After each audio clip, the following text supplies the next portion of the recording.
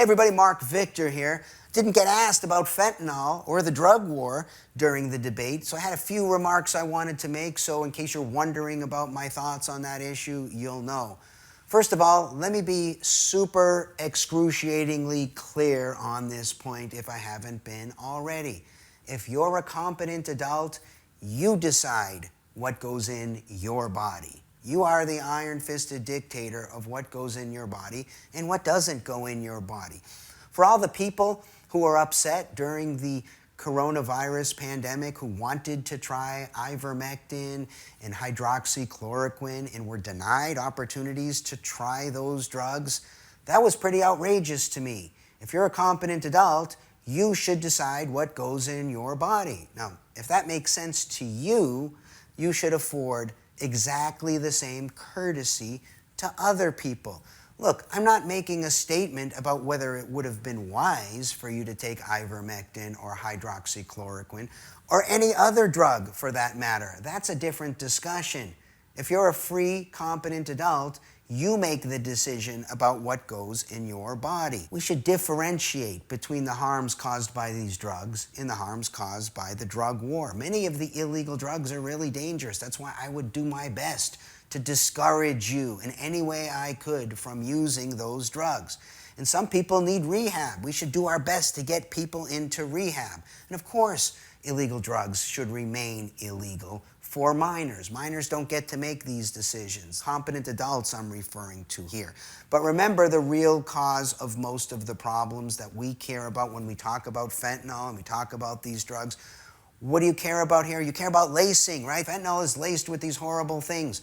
Why do you think that's the case? It's because it's in the black market. When you get fentanyl at the pharmacy, it's not laced with anything.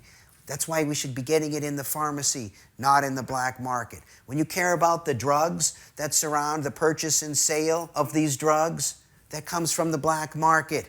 Legal drugs don't have violence when they're bought and sold. And all of the crime associated with the drug war, it's because of the drug war. It's enriching drug dealers, right? I get to talk to drug dealers. I've been talking to them for 28 years. If you are in favor of keeping the drug war, you are on the same side as the drug dealer. They do not want to end the drug war. Think about marijuana, for example. When I first started discussing this issue many years ago, very few people made the case that marijuana should be legal. My positions have been the same for 30 years. I made that argument, and I was met with all these other arguments back. The sky's gonna fall. All these horrible things will happen if we legalize marijuana. Well, we didn't for a long time, and we ruined lives. We packed people in the prisons. We wasted tons of resources unnecessarily. Marijuana's become legal, and now the sky hasn't fallen. Life goes on. If you don't want to use marijuana, don't use marijuana. If you do want to use marijuana, use it responsibly. That means you don't get to drive your car down the road if you're not safe. If you're putting other people at risk, you don't get to do that. You don't even get to trespass smoke from marijuana onto other people's property. You don't get to smoke on anybody else's property unless they let you. That's the nature of freedom, right? The deaths from alcohol and tobacco, legal drugs, far exceed all of the deaths from all of the other illegal drugs put together. Let's not overstate the scope of this problem. It is a problem, and we do need to address it. We need to teach our kids better. We need to do a better job making sure that they're not wandering into using illegal drugs. We need to do a better job getting people into rehab. But forcing the drug war, this failed policy since the 1960s that hasn't made any progress, it's been a disaster. We need to chart a different course.